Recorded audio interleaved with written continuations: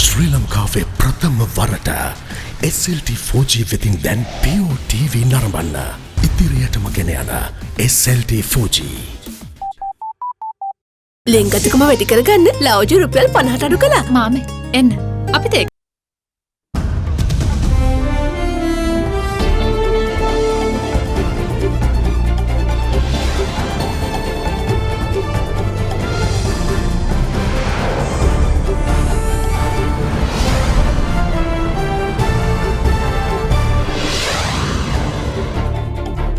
Tonight, another threshold.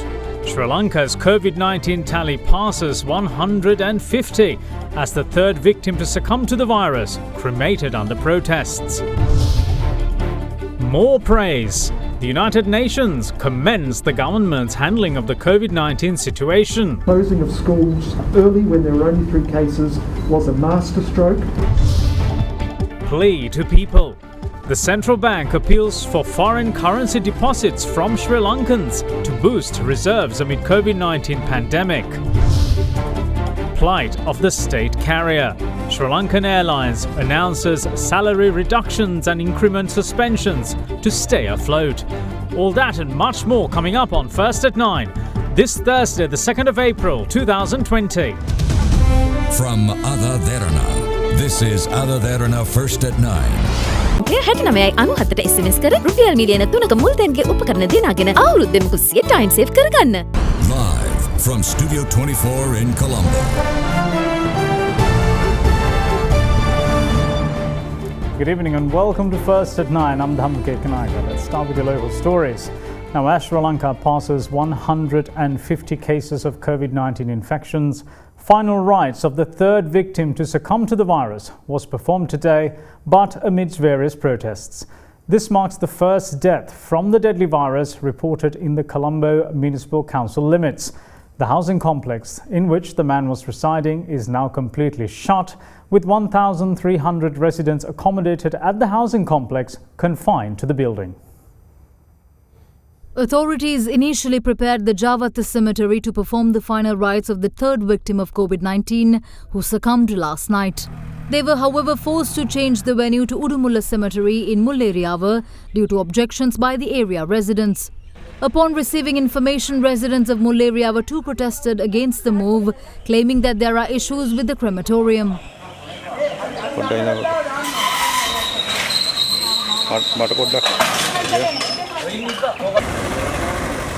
With that being the case, police arrived at the scene and took steps to disperse the group of people gathered around the cemetery.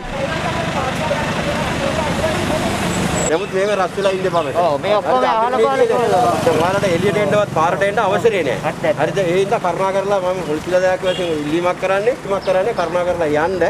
remains of the third COVID-19 victim was brought to the crematorium around noon.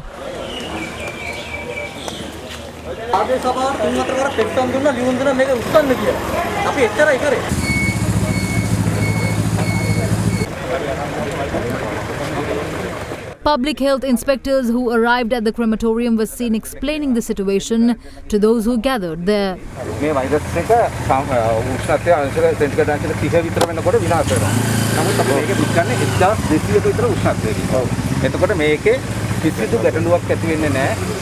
The corpse was then cremated in accordance with quarantine regulations.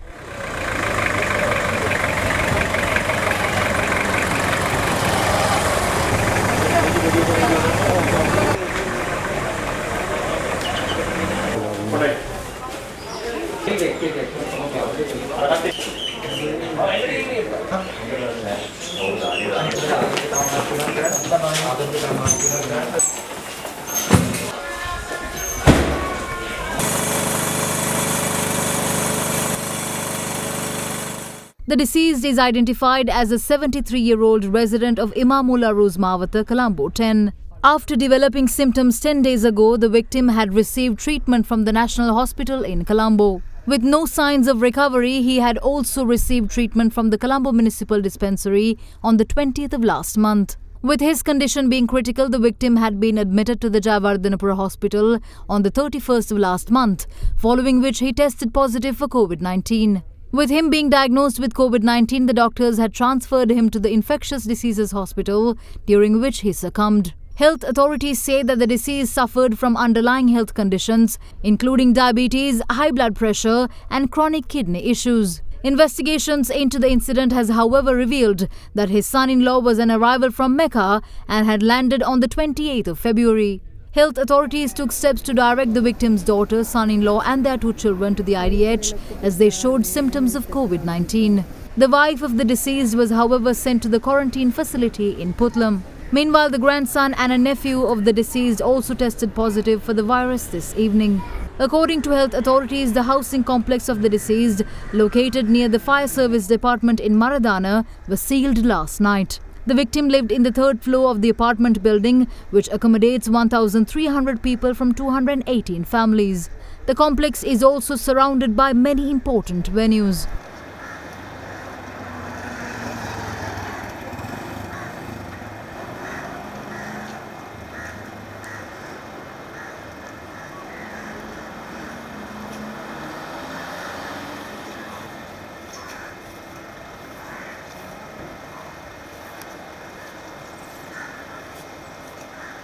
Meanwhile, the Muslim woman residing in Kakunagolla in Kurunagala, who tested positive for COVID-19 yesterday, has had direct contact with the Muslim family in Nathandiya, who also tested positive recently.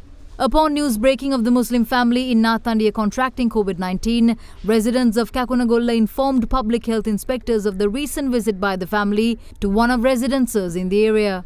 She was then made to self-quarantine. With she being diagnosed with COVID-19 later, her husband and the 2 children were also made to self-quarantine at their house. Upon scrutinizing her travel history, it was uncovered that she visited the Bank of Ceylon branch in Katupatha as well as a private doctor on the 29th of last month. As a result, the Katupatha branch of the bank was shut for 14 days and the stretch from Medalassa Junction to Kakunagolla Junction was put in isolation, barring entry or exit. Meanwhile, the director of Jaffna Teaching Hospital states that 3 of the 20 persons sheltered at the Palali Quarantine Centre have contracted the coronavirus COVID-19 after having come into contact with the assistant at a church in Ariale who was diagnosed with the virus. Palali பகுதியில் தனிமைப்படுத்தப்பட்டிருக்கின்ற 20 பேரில் 10 பேருக்கான பரிசோதனைகள் மேற்கொள்ளப்பட்டன. அந்த 10 பேரில் 3 தொற்று இருப்பதாக உறுதிப்படுத்தப்பட்டிருக்கின்றது. இந்த 10 பேரும் அவர்களுக்கு எந்தவிதமான குணங்குறிகளும் காணப்படவில்லை.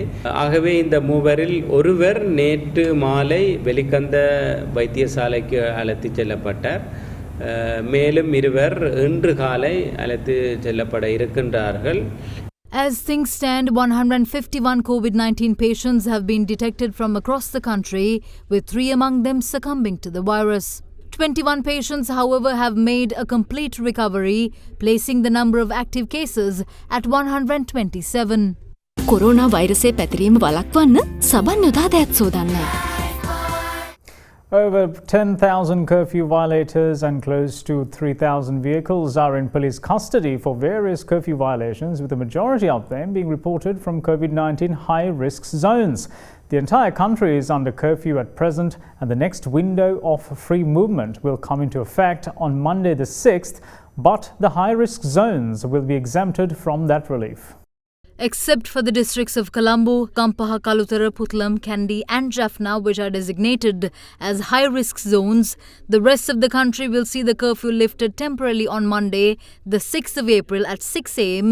and being reimposed at 2 p.m. on the same day. While inter-district travel will only be allowed for essential services, all other forms of travel will continue to be prohibited. The police meanwhile continue to crack down on those who violate the curfew. Police have apprehended 268 people who had violated the curfew within the 6-hour period from 6 a.m. to 12 p.m. today, while 30 vehicles have also been taken into custody. Since the curfew first came into effect on the 20th of March, a total of 10,039 curfew violators and 2,489 vehicles have been taken into police custody. In the meantime, police media spokesperson SP Jalya Senaratne had this to say on the current situation, especially on the spread of fake news. මහජනතාවට අසත්‍ය ප්‍රවෘත්ති අසත්‍ය තොරතුරු අන්තර්ජාලයට මුදාහැරී තැනැත්තන් පිළිබඳ මේ වෙනකොට පුද්ගලයන් 5 දෙනෙක් සම්බන්ධයෙන් අත්අඩංගුවටගෙන විමර්ශන කරගෙන යනවා. ඊයේත් එක් තැනැත්තෙක් අත්අඩංගුවට ගත්තා. එක්තරා නිරෝධායන මධ්‍යස්ථානයක් වෙන් කරලා තියෙනවා කියලා ප්‍රභූන්ට විතරක් කියලා අසත්‍ය ප්‍රකාශයක් දාලා තිබුණා අන්තර්ජාලය ඔස්සේ. ඒ තැනැත්තාව අත්අඩංගුවට අරගෙන අප්‍රේල් 9 වෙනිදා වෙනකන් රක්ෂිත බන්ධනාගාරගත කළා. කනගාටුවෙන්වත් කියන්න තියෙන්නේ විශ්වවිද්‍යාල ශිෂ්‍යයෙක් 4 වෙනි වසරේ. Meanwhile, AdaDerana received a report of an elderly couple being stranded in the area of Viharagoda in Badulla due to the curfew. When the curfew was temporarily lifted in several districts yesterday, the elderly couple had left their daughter's home in Mahiyangane to return to Colombo. However, with inter-district travel prohibited, the duo was handed over to the Badulla police with the mediation of the Mahiyangane correspondent of AdaDerana.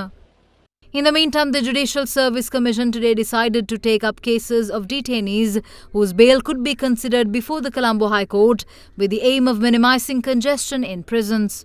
Attorney General Dappula Dilivera meanwhile has requested the Chief Justice to consider the cancellation of High Court cases scheduled for the next 2 days. Meanwhile, cases were taken up at the Colombo High Court today. However, the proceedings were conducted without respondents, with only the judge, legal counsels and a skeleton staff present.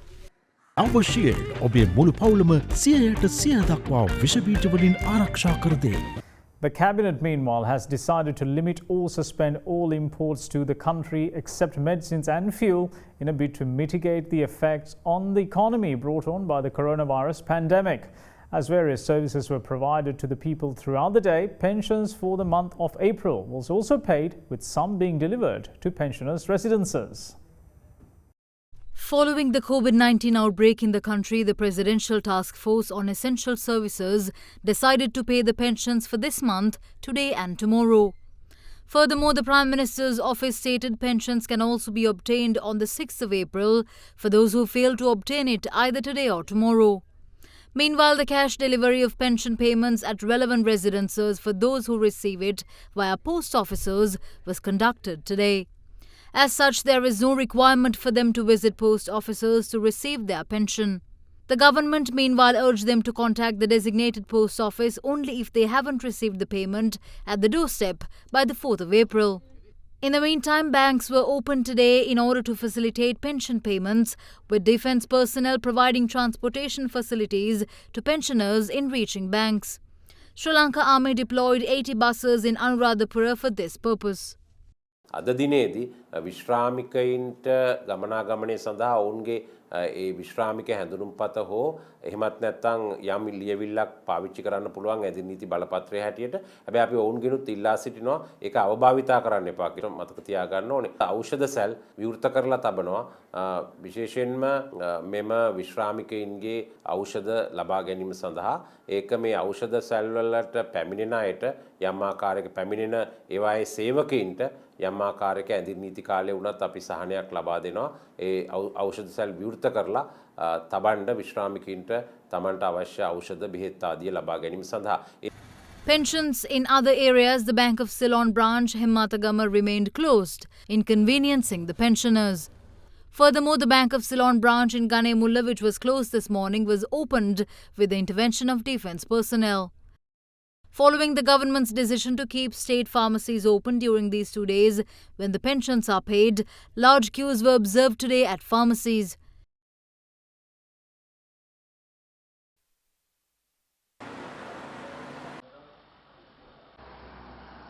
Elsewhere, the Baddegama Hospital delivered medicine for clinical patients to their homes.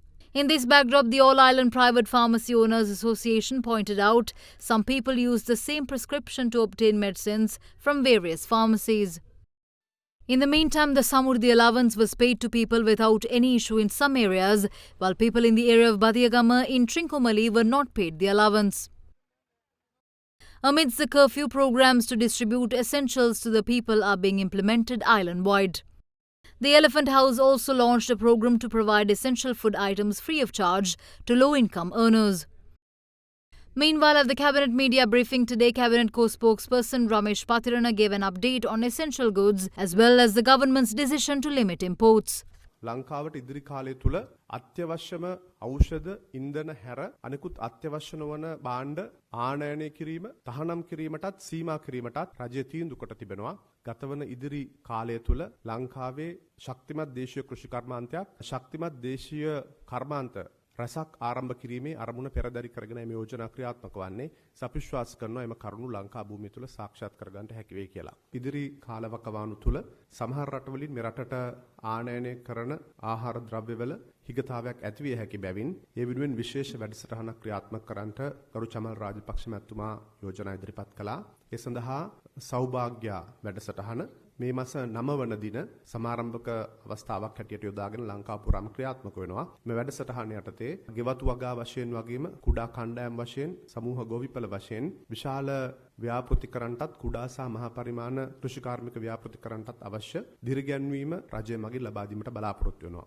අඩේරිඟු, මුං ඇට, උඳු, කොල්ලු, soya, කව්පි තල, ඒ වගේම රටකජු, කුරක්කන්, ලුකු ලූණු, රතු ලූණු, අමු මිරිස්, අර්තාපල් සහ කහ ඇතුළු කෘෂි භෝග විශේෂයෙන් ප්‍රවර්ධනය කොට දැනට භාවිතාවට නොගන්නා ඉඩම් විශාල ප්‍රමාණයක් ආවරණය වන පරිදි දියත් කරන්නට අදහස් කරගෙන සිටිනවා. නිෂ්පාදනය කරන ද්‍රව්‍ය සහතික මිලකට ලබා ගැනීම වෙනුවෙනුත් කොරෝනා වෛරසයෙන් ආරක්ෂා වීම සඳහා වන විශේෂ ජනාධිපති ආරක්ෂණ අරමුදලෙන් වගා ආරක්ෂණ වැඩසටහනක් ක්‍රියාත්මක කරන්නටත් අවශ්‍ය ආවරණය කැබිනට් මණ්ඩලයේදී ගනු ලැබුවා.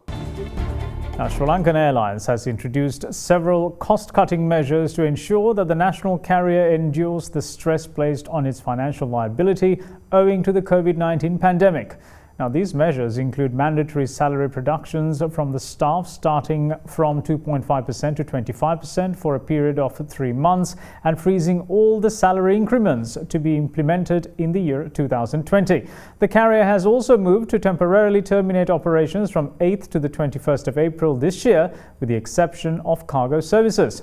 In a statement, the Sri Lankan said that its management has already taken measures to preserve the liquidity of the national carrier by negotiating deferred payment plans and deductions with airlines' key suppliers.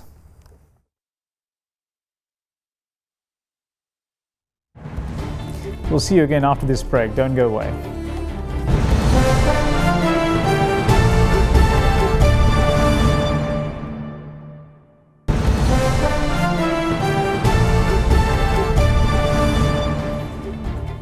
Welcome back. You're watching First at 9. Now, the presidential task force established to combat COVID-19, led by former Minister Bashir Rajapaksa, met with representatives of various United Nations agencies. During the meeting, the government's handling of the country's COVID-19 situation once more drew praise, with the move to close schools early being called a masterstroke. A meeting was worked off yesterday with the Sri Lankan representatives of the organizations under the purview of the United Nations organization. Head of the Presidential Task Force established to combat COVID-19, Basil Rajapaksa, chaired the meeting with Minister of Health Pavitra Devi Vanniyarachi also present during the talks held at the Temple Trees.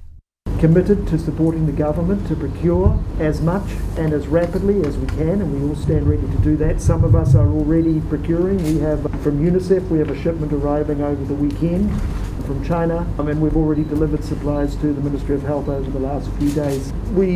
Four of the agencies are working with the World Bank to support the government through their facility, and we hope that the fast track facility will be approved within the next few days, and we stand ready to action that procurement straight away. But you understand probably even better than we do how difficult the global supply chain is at the moment, and the prioritisation. But we are using all our resources collectively to make sure that our supply hubs in Copenhagen and in Dubai and everything are rallied to support the government here with the various funds that you're able to bring to this. I just wanted to add one more thing on health, if I may.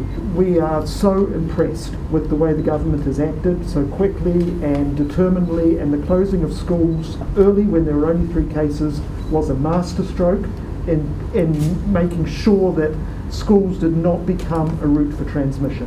and maintaining that competence is excellent. But we're also concerned that children are the hidden victims of this pandemic, and we really do want to support the government and the Ministry of Health to make sure that the continuation of those services which save children's lives every day from malnutrition, from other infectious diseases are maintained, and we need to make sure that that is done in an appropriate way given the circumstances. The Secretary General has instructed us to support and work on 3 particular areas in addition to the specific areas. One is the coordination and cooperation to suppress the virus. The second is to minimize and to focus on minimizing the social and the economic impact of the COVID-19. And the third is to support the governments in the recovery, which is an inclusive and sustainable models of development. We have reinvigorated a sector approach to support you so that we're just a little bit more coordinated under a few sectors. One is focusing on health, second is focusing on risk communication, third and community engagement, third is on protection, fourth on education, fifth on logistics, which includes the food supply chain, sixth is the WASH, and then the early recovery, including longer term and short term as well. And through these sectors, we want to align ourselves with the government support in these specific areas. Now, leader of the United National Party, Ranil Wickremesinghe, urges the government to conduct more testing to bring the current COVID-19 situation under control. His views came during a meeting with Prime Minister Mahinda Rajapaksa today.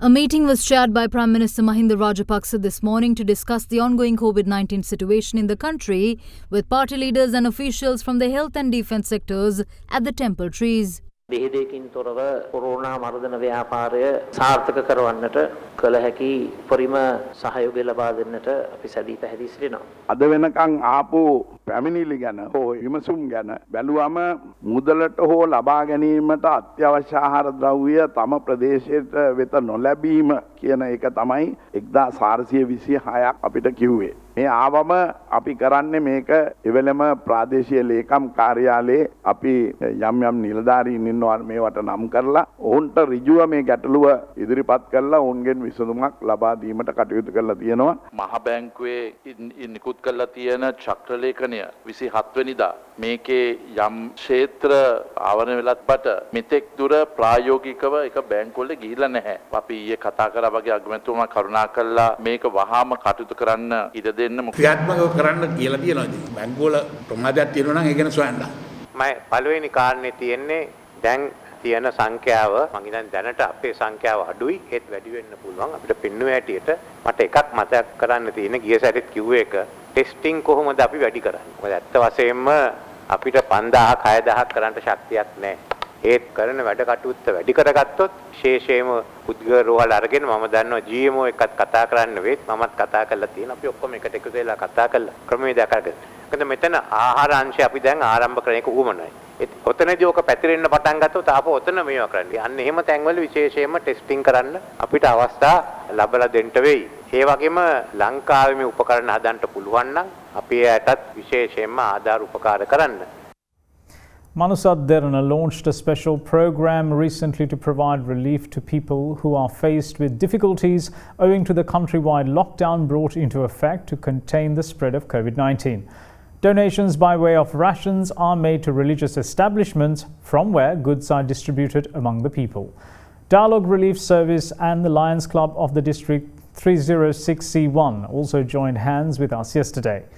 You too can contribute to this humanitarian effort by getting in touch with us on 077 070 1010 or 077 2466 488.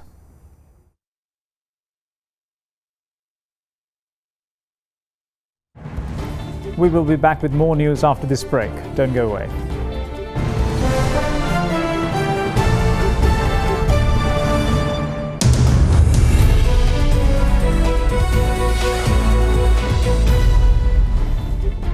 Welcome back. This is First at 9. Now, the Central Bank of Sri Lanka is inviting all Sri Lankans living here and abroad to consider depositing their savings and other funds in foreign currency within the Sri Lankan banking system.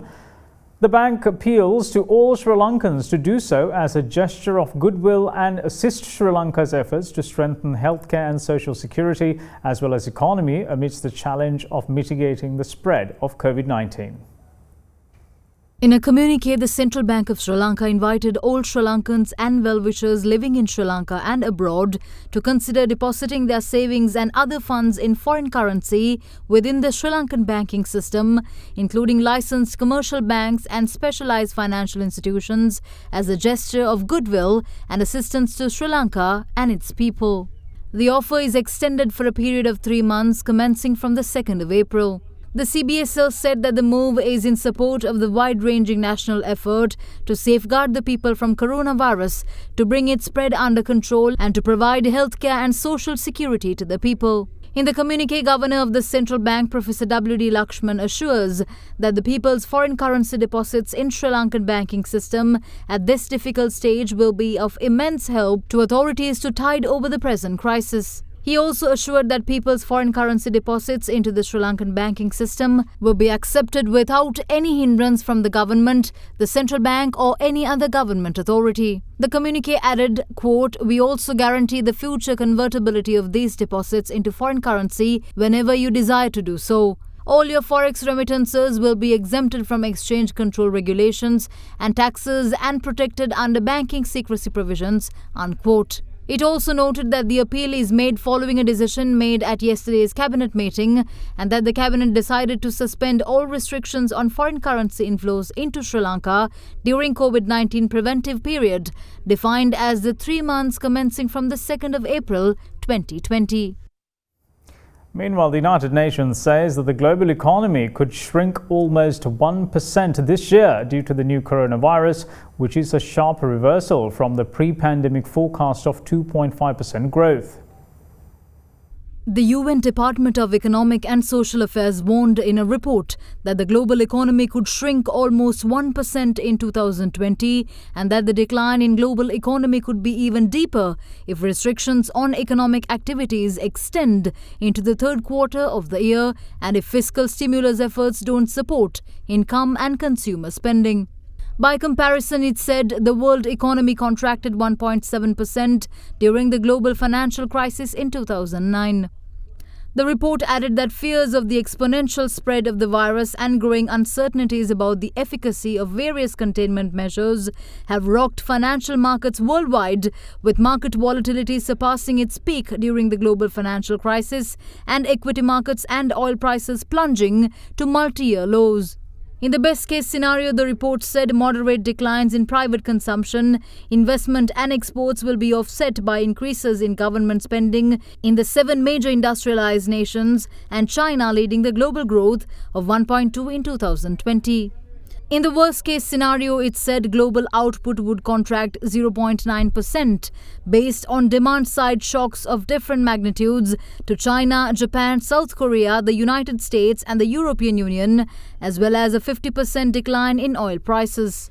The report said this scenario assumes that wide-ranging restrictions on economic activities in the EU and the United States would extend until the middle of the second quarter.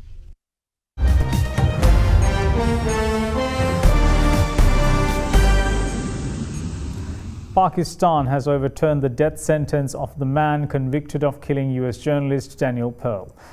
British-born Ahmed Omar Saeed Sheikh, imprisoned since 2002, has had his sentence reduced to 7 years for kidnapping. 3 other men given life sentences over the killing have been acquitted by the Sindh High Court and released. The Sindh chief prosecutor says he will lodge an appeal in the Sheikh case. A group of US journalists, including former colleagues of Pearl's, said in 2011 that they believed Sheikh had not carried out the beheading. The Pearl Project alleged the killer was Khalid Sheikh Mohammed, who is being held in Guantanamo Bay, accused of being behind the 9/11 attacks.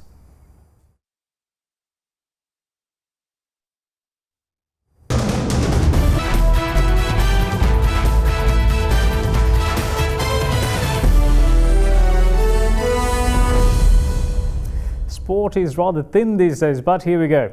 Eddie Jones has agreed a contract extension to coach England through the Rugby World Cup in France in 2023.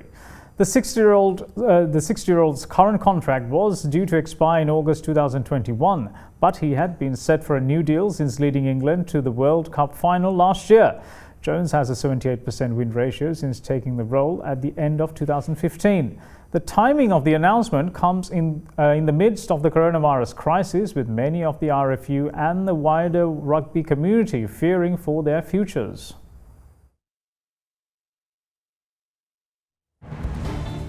And that's it from all of us here at First at 9. Thanks for watching. Bye-bye.